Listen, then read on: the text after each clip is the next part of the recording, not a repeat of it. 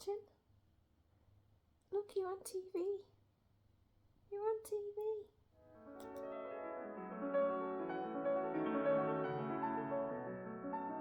Hi everyone, hope you're all well. My name is Katie, and if you're new here, then hello. If you're not, welcome back to Coffee Cake Travels. Today I am going to talk you through some really fun places to go in Manchester. So I have done a Manchester video before, but this time around it's going to be a little bit more like artistic. There's going to be art galleries, libraries, statues. This is my giant cat. Excuse me, I am doing the video. So anyway, I'm a little bit all over the place today because I left my microphone at work, so I have no microphone, so I hope this is picking up okay. This cat's being a pain, running around, and yeah, I've just been a little bit all over the place, but I've got my tea, I'm sat down, I'm ready to talk to you about Manchester. I went to 4 different places in Manchester. I think this is a really good idea for people who like history and artwork and things along those lines. So if that's you, then this video is for you. It was a lovely day. I really had a good time.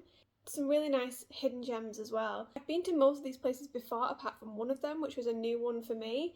And yeah, there's some fun little hidden gems on this video. So I think maybe they're not hidden. Maybe you guys know about them. Either way, let me tell you about them. Also, if you're wondering, I am drinking a tea from Bird and Blend. Really nice, it's loose leaf tea and it's called Monkey Chops and it tastes like banana and black tea. Doesn't sound very appetizing, but it is absolutely delicious. So I got off the train at Salford Central and the first place I went to was Manchester Central Library. The library is up past Deansgate and past Cross Street and in St Peter's Square. I forgot to look up how old, so let me put that here. It's very unusual. It's quite a nice like round shape, almost like Colosseum type building. It's quite pretty. It is still a working library, so it's quite busy. Students, people coming in doing their work, homework, things like that. But there are also lots of things that you wouldn't expect. So sculptures and artwork. There's a stained glass window, and there's some cool little things in there that you might not think would be in there. They have an exhibition in there where they talk about Manchester and its history. But the one thing that I saw in there that I really liked was this statue called the Reading Girl. It was made in the 17th century. One thing about the statue is that there is still a mystery around what she is reading. In her hand there is a book, and originally it was a poem called The Angel's Story, but after time that poem has disintegrated and now it is just a flat surface and you can't see what the poem was, and nobody knows what the poem actually was. To this day there is no actual knowledge of the poem that she is reading, which I think is quite fun. Sorry, there was a bird on my bird feeder. And then there is another sculpture that I would like to point out. The sculpture was made from recycled handguns and it is based on a peace activist that is to like represent the gun crime around the time that it was built. So I thought that was pretty cool that it was made from handguns, you know. So then after I looked around the Central Library, I went to the art gallery in Manchester. This is one of my favourite places to visit in Manchester. I'll tell you a little bit about it. So in 2023, the art gallery marked its 200th anniversary. The thing about the art gallery is that they have a lot of old paintings and sculptures, but then they also have a new modern type of exhibition that changes around. So there's also like a modern side of it and then the old historical side of it as well. And I'm not going to act like an expert of art. I know pretty much nothing about art apart from a few of my favourite pieces, and a couple of them were actually in this art gallery, so I thought I'd point them out to you and tell you a little bit about them. There was actually a sculpture of a lady there which I really liked. Not seen it before, but thought I'd tell you about it. The sculpture is called Atalanta and it was sculpted in 1907. This is the mythology around the statue. Atalanta was a famous athlete and hunter, determined to never marry, but she was very beautiful and attracted many suitors. And to win Atalanta's hand in marriage, her suitor would have to beat her in a race, but she was incredibly fast, so they would never beat her. Until one day, Venus, the goddess, got frustrated and she decided to step in.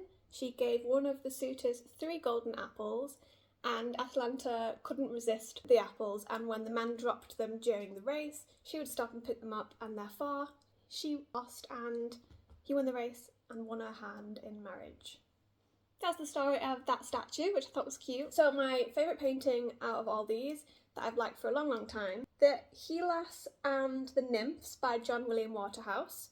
This one was painted in 1896, and it's basically to represent the folklore of Hylas, who was abducted by the nymphs while he was seeking a drink of water.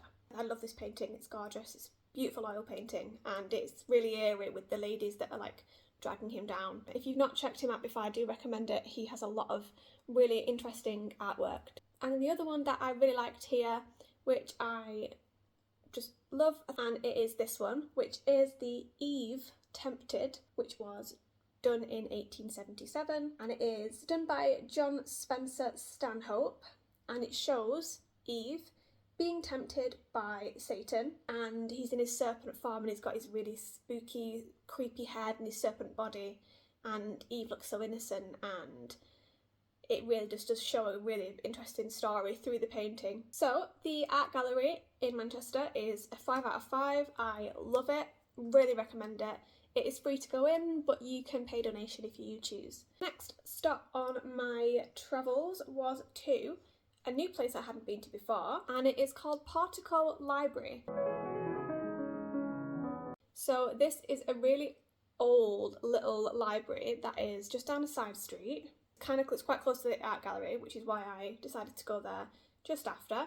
It is a little tiny door. I lived in Manchester for 5 years and I walked past that all the time, and I never even thought that it was still a running library. I just assumed that it was an old sign because I never saw anyone going in or out of it. But turns out it is. It's still a library. It is also a library and a cafe, and they also have exhibitions. So the Portico Library was founded in 1806. It has over 25,000 books, artwork, exhibitions and a cafe, and it's got like over 400-year-old archives. So when I heard this, I was like, amazing. When I got to the door, you go up all these steps, you get to the door and there's a reception and the ladies give you like a little briefing. And I was like, that's really interesting, really cool. And then the lady was like, okay, you can go on this row of books, but you can do this. You can go over there, but you can't do this. And you have to be remembered to do this. So basically, I went on one row of books, and then that was it. That was it. You go on the books, you can't touch them now, because they're old, so you can't touch them. You can just take pictures and look at them. And then there's a little exhibition in the middle. It's all like kind of one big room, so you can see one end to the other. And in the middle there's a little cafe, and by cafe I mean 4 tables, and a small exhibition here, and they sell a few little books next to the exhibition. And that was it, and I was really disappointed because they had so many books and I would have loved to have picked some up and had a little read of them. If there's like 400-year-old books in there and I couldn't even look at them, I was pretty bored. Would I recommend it? It looks pretty, and if you like the aesthetic and want to take some pictures, go. It's free. But if you want to do more in-depth research or like history things, it's not worth it. It just looks pretty. The next place, and the final place on my trip, a cathedral at the bottom near Manchester Victoria. Wednesday I went and they had like an actual service on, which was fun. So I went in and I wasn't allowed to take pictures or like kind of interrupt the service, but I took pictures of the other side and the stained glass windows and the rest of the whole cathedral, and I could kind of hear the service that was going on. It was really interesting. I've never really seen a service before. I don't go to church, but the cathedral itself is gorgeous, really beautiful. If you like religious buildings like I do, then I recommend it. It is bigger than it looks, I think. On the outside it looks quite small, but it's actually really big. A couple of facts about the cathedral. So it was built between 1421 and 1882. Now, so this is because it was actually built in 1421, but it was built as a very small cathedral / church, and then over time they added to it, and then it stopped in the 1800s as its full cathedral, what it is now. That's my cathedral. It's actually built on another church So there was a church there a very long time ago, but it was destroyed by the Vikings in 923 I think it said. So it's always been like a religious area. So that was all the 4 things that I did, and every single one of them was free. So this is the day you go to Manchester and literally cram your day with things to do that don't cost you any money. Apart from if you want to donate, which you can do of course, but that is your choice. So I went to 4 different places that were all free of charge, and that, yeah, like perfect day out. Get off at Salford Central, go to the first one, the next, and then come back and get your train home from Manchester Victoria if you can. And that is the perfect little loop. I also got a coffee at the end from Starbucks because I couldn't find anywhere else around the area, and I just decided to get one in the station. I had like an hour to wait for my train, so I was like, I'm just gonna get one in the train station. Actually wasn't that bad. I've gone off Starbucks and Cafe Nero and Costa, but the espresso wasn't that bad, so I'm gonna rate that a 3.5. Yeah, it wasn't that bad. It was just an okay espresso. I feel like I've ranted at you for a long time now, and I hope you enjoyed the video. I hope that you go to some of these places. If you like history, artwork, sculptures, statues, all that kind of thing, then you should definitely do this trip. I highly recommend it. And even if you don't go to all the places, even if you don't go to the cathedral, or if you don't go to Portico Library, definitely do the art gallery out of all of them. Tick it off your list. Thank you so much for watching, everyone. I really appreciate it. Bye, everyone. And if you haven't already, please like and subscribe. Bye.